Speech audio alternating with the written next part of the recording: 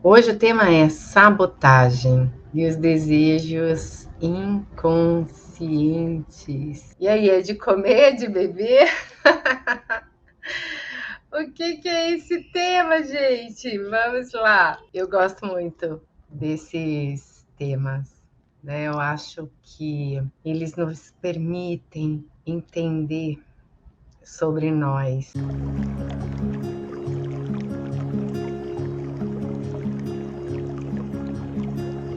Desejo muito amor, muita luz, muita paz para esse povo maravilhoso, para esse Brasil inteiro, para as pessoas que estão longe, fora do Brasil, para todo mundo.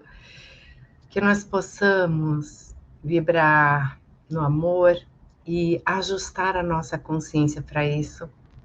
E vocês vão entender hoje como é interessante esse tema, porque que ele interfere tanto nas nossas vidas. Quem conhece aquela ilustração do iceberg, né? Aquele iceberg enorme para baixo do oceano, né? E com uma pontinha bem pequena para cima do mar. É uma representação que Freud usava para falar da consciência, da parte consciente como sendo a parte que está em cima do mar, a parte subconsciente e inconsciente para baixo do oceano, ou seja, muita coisa que a gente não vê e que conduz as nossas vidas. O que é inconsciente é tudo aquilo que está acontecendo com a gente e a gente não está conectado, tendo a consciência de saber que está acontecendo nesse momento. Por exemplo, eu estou aqui falando com vocês, aí tá lá o meu estômago, tá trabalhando, o seu também. O meu intestino, o meu pulmão, eu estou falando, estou prestando atenção no que eu estou falando, aqui no que eu estou vendo, mas eu não estou preocupada com o que o meu pulmão está respirando ou não, né? Se meu estômago está digerindo ou não. Tudo isso são questões, processamentos que acontecem dentro do nosso ser que a gente não tem consciência, né? Então é como se fosse um computador e tivesse aqueles programas, né? Quem entende um pouquinho disso, hoje muita gente já conhece, né?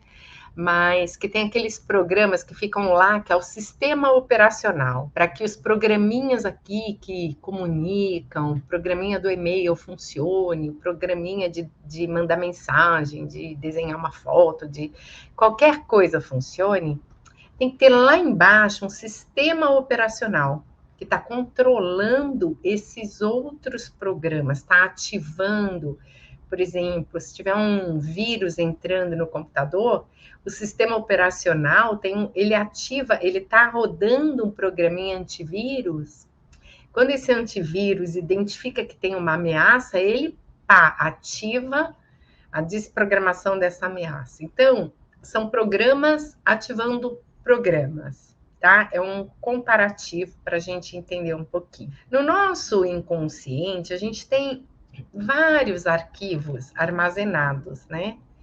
E programas também que são ativados, dependendo do que acontece com a gente. A gente tem o desejo, né? O desejo é o que movimenta o ser humano, né? A gente é movimentado pelo desejo. Aí a minha pergunta aqui para você é assim: o que o ser humano mais deseja nessa vida, né? Se a gente for pensar, alguém arrisca qual que é os maiores desejos do ser humano?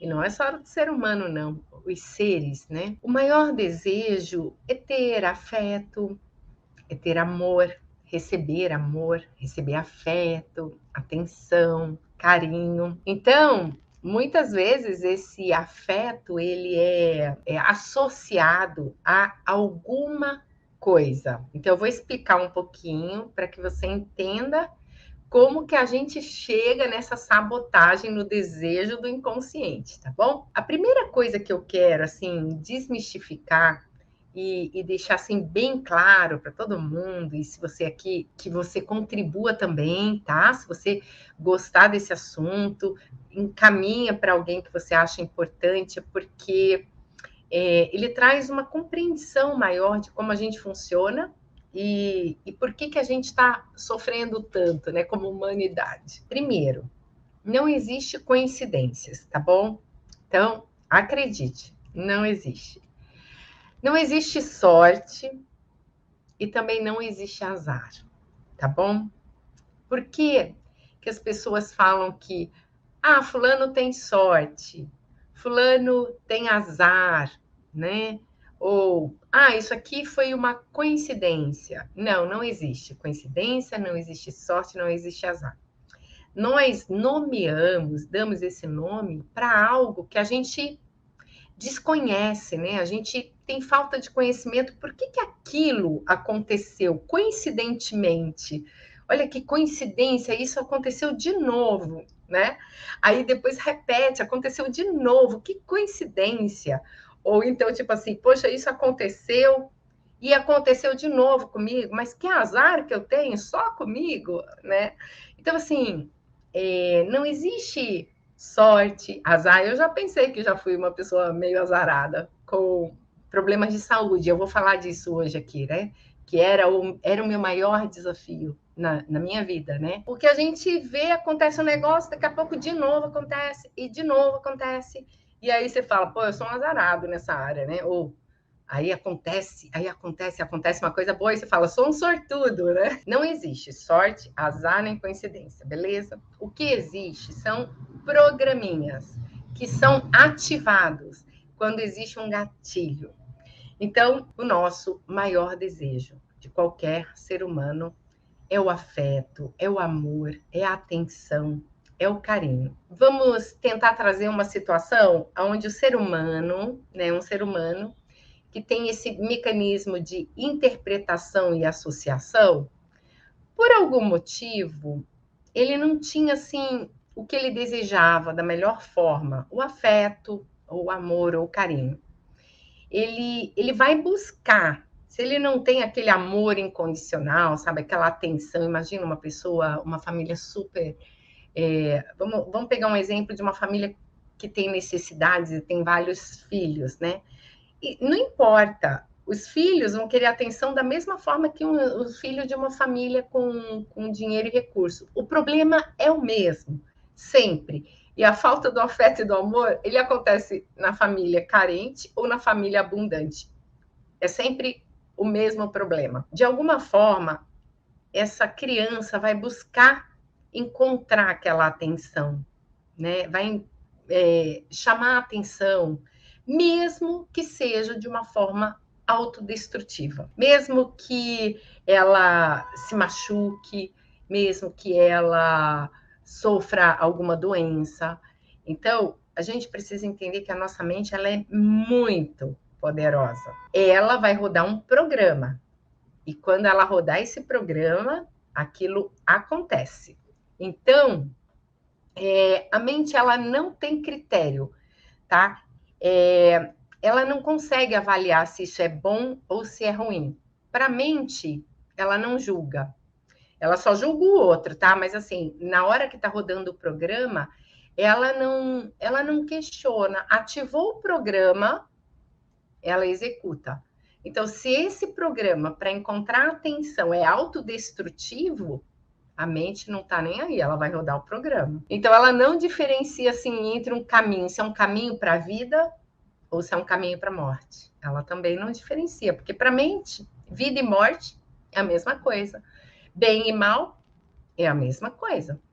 Ela é uma executora, é que nem uma fábrica. Se uma fábrica, vamos botar aqui uma fábrica de bolo. Você botou uma massa de bolo boa ali, a fábrica processou, tá, saiu bolo bom, né? Sabor bom. Você botou a massa de bolo e botou um negócio ali que azedou, ficou ruim, estragou, mofado, vai sair bolo ruim. A fábrica, ela não vai questionar se aquele componente estava mofado, estragado, sem validade, ela não questiona. Da mesma forma é a nossa mente. se nós que somos o ser que estamos conduzindo a mente, né? Ou seja, a mente é uma máquina de produzir realidade nossa, cada um tem a sua, né? Olha como que Deus foi bem justo, né? Ele deu uma máquina para cada um produzir sua realidade, só que a gente produz para a gente e para o outro, né? Mas tudo bem. Então, se nós que somos o ser que estamos comandando essa máquina, se a gente está num estado emocional que a gente busca aquilo que a gente deseja, que é o afeto, a atenção, a associação de encontrar o afeto e a atenção é um programa destrutivo, vai ser ele que vai rodar. Estão entendendo? Que incrível que é. Então, por exemplo, uma criança, em um momento de insegurança, ela gritava, tá? Todos recuavam, né? A criança dava um berro e todo mundo fica quietinho e recua. Ela teve um ganho com isso. Ela percebeu que minha insegurança acabou, né? Ou seja, eu me senti ameaçado, gritei, todo mundo ficou quietinho. Essa criança vai crescendo. Se ela não tiver problemas com esse comportamento, se ela continuar tendo ganhos, ela vai continuar gritando quando se sentir ameaçado ou inseguro. Agora eu vou dar um outro exemplo. Assim, são exemplos mais simples, tá? Tem exemplos bem complexos, mas eu vou buscar exemplos simples. Vou dar um exemplo agora, problemas financeiros, tá? Por que eu estou trazendo estes exemplos da sabotagem? Porque são as coisas que atrapalham a gente no caminho do que a gente quer realizar. Às vezes é um comportamento, às vezes é quando a pessoa está quase chegando, ela é derrubada pelo programinha da sabotagem. É o programinha que está ativo ali, né? Então, um exemplo de problemas financeiros. Se num determinado ambiente, podem ter vários exemplos, mas vamos supor que a pessoa vive num ambiente de convivência familiar ou de amigos, familiar, onde essas pessoas criticam pessoas de sucesso, ou tem aquelas crenças de que dinheiro, poxa, quem tem dinheiro é desonesto, ou atua de alguma forma ilícita, né? Porque se as pessoas têm aquela visão, suspeitam que os envolvidos têm negócios ilícitos, porque realmente não conhecem pessoas de sucesso financeiro, que são honestas, leais e têm uma vida maravilhosa, então a pessoa tem uma crença, isso é uma crença, né? Porque o que ela conhece, aquele grupo conhece, é que às vezes conhece pessoas que têm dinheiro, têm sucesso, e são pessoas antipáticas, ruins, então criou uma crença, uma imagem de que todas as pessoas com sucesso e com dinheiro são daquele jeito,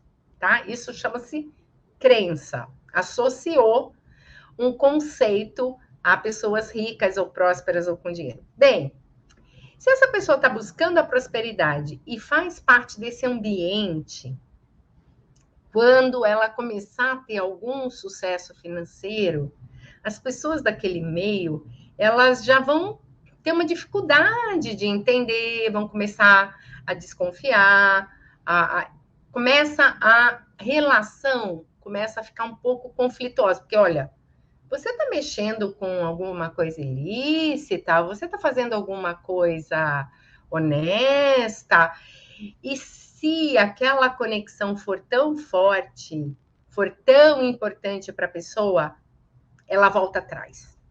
Ela prefere ter essas conexões bem estruturadas, família, pai, mãe, não sei, tá? Pode ser qualquer pessoa que represente muito. A força dela aí, ela volta, ela recua para não perder a confiança, a credibilidade. Isso é um efeito sabotagem, tá? É inconsciente, é inconsciente.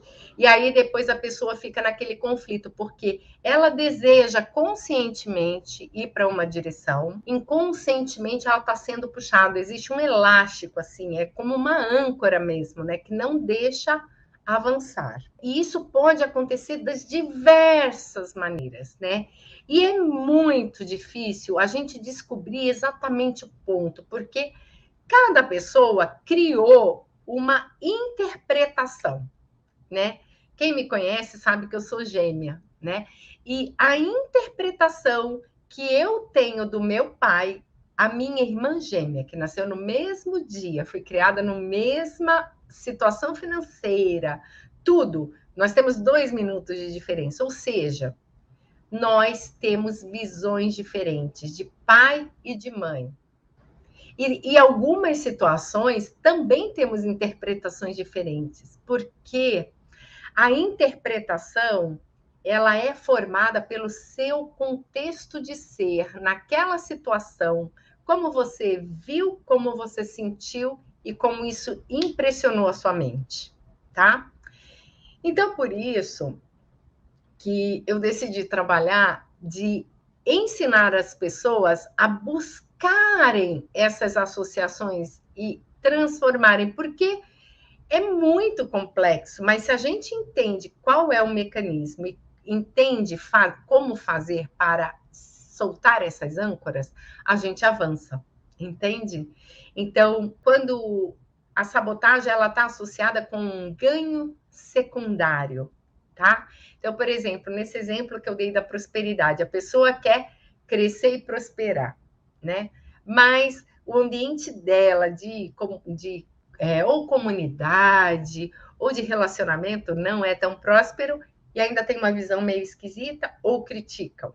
Então, o ganho secundário é, poxa, lá eu vou estar sozinho, aqui eu estou acompanhado. Por isso é muito legal. Eu sou uma pessoa extremamente adoro incentivar as pessoas que eu quero bem, meus amigos, todos vamos para o caminho da prosperidade, porque eu não quero chegar sozinha lá, né? Então eu já estou caminhando, tenho amigos que caminham comigo e eu acho isso maravilhoso, né? E eu incentivo você. Você quer se desenvolver, quer crescer, convide seus amigos para crescerem com você. Nem todos estão dispostos, tá? Então a gente tem que respeitar também isso. Mas convide, fale: olha, é possível. Por quê? Chegar lá sozinho, eu lembro que uma vez eu ouvi falar e eu pensava muito sobre isso, né?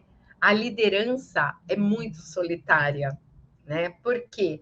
Porque você está num nível de conhecimento, de decisão, de visão, porque quando a gente fala de ampliar a consciência, a gente amplia nossas visões, né? É como assim, um cavalo que é selado, né? Ele só vê aquilo. Quando a gente vai ampliando a consciência, a gente vai vendo mais possibilidades, mais soluções, mais alternativas. E uma liderança, liderança mesmo, tá? Não estou falando de chefia. Uma liderança que é aquele que vê e que conduz, ele vê além, ele vê muito. Então, assim, eu acho incrível isso de quando a gente convidar, sabe, pessoas, ir junto, ter amigos. Por isso que o ambiente favorável, ele facilita o nosso crescimento, porque você tem com quem compartilhar, com quem vivenciar aquilo que você está alcançando, né? O ser humano ele não nasceu para estar sozinho, solitário, ele não gosta, né? Quem que gosta? Quando a gente está solitário e sozinho, é alguma distorção, né? Alguma frustração, alguma decepção que aconteceu e a gente se recolhe, tá? Mas o ser humano foi feito para crescer como uma árvore, né? Para frutificar. Bem, no caminho da realização de metas, a gente precisa atuar nas experiências que estão nos prendendo como elástico, que elas nos levam para lá. Que se um gatilho mental for acionado, a gente recua, tá? Então, eu vou falar para vocês agora, por exemplo, o meu caso, tá? Eu sempre gosto de dar o meu exemplo porque eu não tenho, né? Eu já trabalhei bastante questões, eu nunca pensei que estaria falando numa internet, falando para tantas pessoas, falando publicamente, porque eu tinha questões muito sérias de exposição, né? Eu passei algumas situações da minha vida que eu fui muito exposta por uma deficiência que eu tinha. E aquilo me doía a alma, né? Então, eu nunca pensei de estar aqui, mas eu trabalhei bastante coisa e estou aqui agora, compartilhando, né, conhecimento e ampliação de consciência para que as conquistas que eu tive eu possa expandir e levar para muitos. O que aconteceu no meu caso, né? Eu acabei contando num workshop, né, que meus pais se converteram quando eu tinha 7 anos de idade, mais ou menos. A gente tinha uma vida normal, viajava, ia para o clube, tudo maravilhoso, gente. Eu não lembro de um trauma antes dos 7 anos de idade. Não lembro de nada. Parece que foi tudo muito bom, tá? Só lembro de coisa boa. E aí, por uma situação, meus pais iam se separar e eles encontraram o caminho do cristianismo como a salvação da família, a união. Ótimo. Teve uma escolha, uma decisão deles. E a decisão deles foi uma escolha de uma igreja bem rígida, sabe? Bem daquelas, né? E a nossa vida, né? Principalmente eu e minhas irmãs, mudou assim, eu diria da água para o vinho, não, do vinho para a água, né? Porque vinho é mais delicioso que água. Saiu do vinho para a água a nossa vida. Bem, a gente tinha muita atenção da minha mãe, porque minha mãe, ela ficava com a gente o tempo todo. E ela brincava, ela se divertia, a gente ia para o clube. Eu lembro que ela ia para yoga, sabe? Naquela época, faz tempo. Bem, quando ela se converteu, entrou na história nossa uma concorrência enorme com a igreja, com Jesus, com a missão dela, né? Bem, um tempo depois, que foi aproximadamente 3 meses, eu me acidentei gravemente, né? Então, e eu comentei, isso foi difícil de compreender até que na minha jornada eu descobri que eu mesmo provoquei esse acidente. Gente, isso é muito duro da gente descobrir, é o autoconhecimento profundo, quando a gente assume a responsabilidade que a gente constrói a nossa realidade. E isso, apesar de ter sido muito duro de descobrir, foi libertador, porque até ali, né, eu não conseguia compreender assim, que Deus é esse, né, que pune uma pessoa, por que que entre as três fui eu? Porque tudo era atribuído para Deus, né? Tudo era Deus, o ser externo, Deus ou o diabo, né? Deus ou o diabo, então aquela coisa da polaridade. Então descobrir que a nós nos foi dado o poder de construir a realidade. E nós temos o ser divino que está conectado conosco, né? Mas que as nossas desgraceiras somos nós, ego, né? Nossa personalidade egóica, egoísta, né? Que quer o afeto, que quer isso, que quer aquilo, que não compreende a realidade, né? Nós não temos, quando não temos compreensão, é simplesmente o inconsciente que manda e que constrói a realidade. É como se a gente desse um carro super potente, uma Ferrari, na mão de um adolescente. Não, provavelmente vai ter um problema. É mais ou menos isso. A gente tem uma mente poderosíssima e temos pouco conhecimento de como conduzi-la, tá? Então, o que aconteceu? Antes de acontecer esse acidente muito grave, eu já tinha cortado o meu dedo. Aí mudou toda, né? A ida para a igreja foi a ida para o hospital. Então, na tentativa, né, de chamar a atenção, deu certo. É inconsciente, gente. Isso não é consciente, eu confesso. Dali um tempinho, um acidente muito mais grave, né? Que eu praticamente quase perdi a minha vida, tá? E aí, bem, eu tive atenção total. Eu tive a minha mãe só para mim, por um longo período de tempo. Claro que foi uma situação extremamente delicada para a família inteira, não lembro muito, isso afetou minhas irmãs também, meu pai, todo mundo, né? Porque um problema que acontece numa família afeta a todos.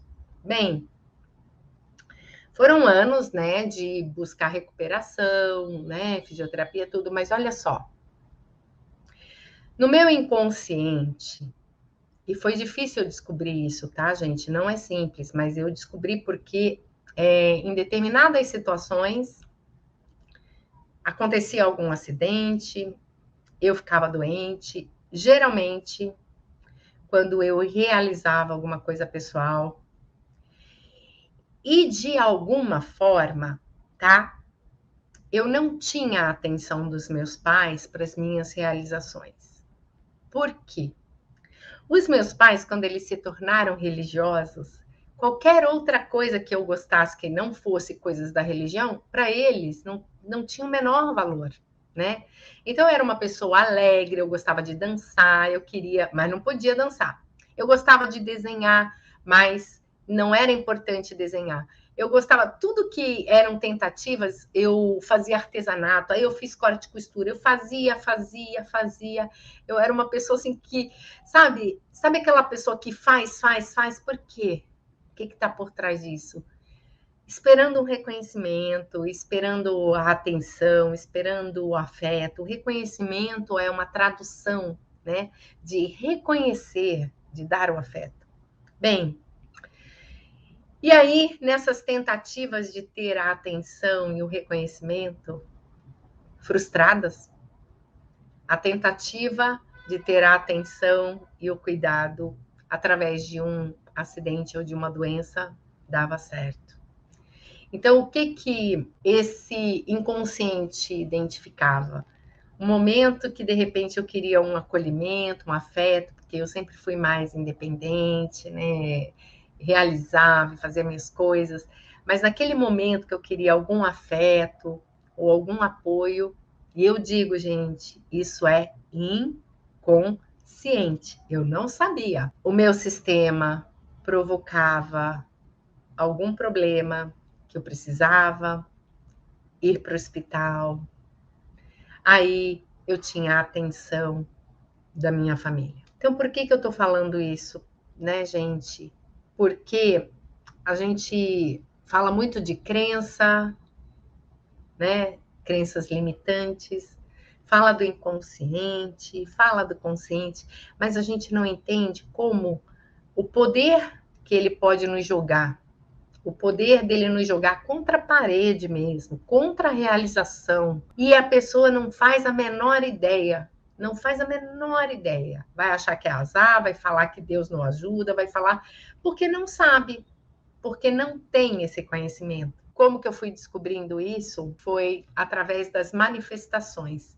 A gente vai descobrindo através do que a gente está vendo na nossa realidade. Ok, eu estou manifestando isso. É o que eu quero? Não, não é isso que eu quero.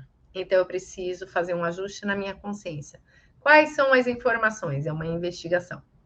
É claro que com essa jornada de buscar identificar, de recuperar, hoje eu descobri um método, né, consegui construir uma dinâmica que a gente consegue fazer uma limpeza dessas questões do inconsciente que geralmente bloqueiam, porque tive um histórico, né? Eu tive um grande histórico de várias questões que pegavam, porque no inconsciente não tá só as questões nossa, tá? A gente traz até questões familiares. Então, tem pessoas que falam assim: nossa, eu já vi caso assim. Na minha família, não é a minha, mas já vi caso de gente falar assim: na minha família, as pessoas, quando chegam aos 50 anos, têm problema cardíaco. Isso é uma crença estabelecida. E aí é como se fosse uma fidelidade a essa egrégora familiar, né? A mente precisa ativar isso porque eu faço parte dessa família, isso é muito forte. E mesmo que a pessoa brigue com isso, ela não dá conta, porque a mente ativou o programa. Fez 50 anos, o programa, pá, problema cardíaco vai ativar. É um programa. Então, saber sobre isso é para trazer essa informação para você. Se você está brigando aí com coisas, né, que repetem na sua vida, que te atrapalham, que você olha e fala: caramba, não é possível que eu faço, me esforço tanto, eu quase chego, quando eu estou chegando, algo acontece, né? Desmorona. É o inconsciente, com os programas que estão ativos. E o que a gente precisa fazer? A gente precisa desativá-lo, desprogramá-los e construir o programa positivo ligado ao que a gente quer alcançar. Só assim a gente consegue. Então, é como se passasse um programa antivírus. Desativa os programas que não me servem mais, os programas familiares, os programas sociais. Tem programas sociais também, tá, gente? Tem programas sociais de limitação de renda. Ah, não, na minha profissão, todo mundo, o máximo que ganha é isso. É um programa. Aí você vai chegar ali no máximo, pronto, parou. Mas você fala assim, mas eu queria tanto ganhar mais. Se você quer, gente, é isso que eu falo. Não existe um desejo que existe em você que não possa ser realizado. A questão é, de repente, você não tem ferramentas e o conhecimento para alcançá-lo. Aí é outra coisa, né? É a mesma coisa que se a gente for falar. Ah, eu quero subir aquela montanha. Você vai de chinelo? Não. Você vai de tênis, de passeio? Não. Você vai ter que ir com uma bota, vai ter que levar mochila, vai ter que levar equipamento, vai ter que ter conhecimento sobre a rota, sobre como que se sobe aquela montanha, como se escala. Provavelmente vai ter que ir com um guia, com alguém que já está subindo, que já subiu, que sabe como que é. Então, gente, a mente é incrível, ela é poderosíssima. Eu estudo a mente há muitos anos, eu sempre fui fascinada. Aquele livro O Poder do Subconsciente eu li com 13 anos de idade, fiquei encantada. A questão é que a gente ali não consegue entender exatamente como fazer essas coisas, né? Como fazer isso, como desativar aqui, ativar ali, como potencializar. Então, assim, se você tiver esse conhecimento e conseguir já desvendando como sua mente funciona, observando a sua realidade, o que eu estou construindo, o que eu estou construindo que está me levando na direção da minha meta, o que eu estou construindo que é contrário à minha meta, tem algum programa? Isso aqui era lá dos meus avós, eles falavam assim, assim, assim, isso aqui era do meu pai, isso aqui era da minha mãe. A gente vai descobrindo, vai ajustando a consciência e vai se libertando. Isto é quando a gente vai se tornando verdadeiro eu. A gente vai deixando as partes, né? As partes que estão sobre nós, que é do pai, da mãe, do tio, do avô, do irmão, da irmã, né? E a gente vai tirando essas roupagens e vai nos tornando, e vamos nos tornando a nossa própria essência, sem as crenças, sem o desejo do outro, sem ter que cumprir o desejo do outro, e vamos avançando. Assim a gente consegue ir realizando o que a gente sonha em ser.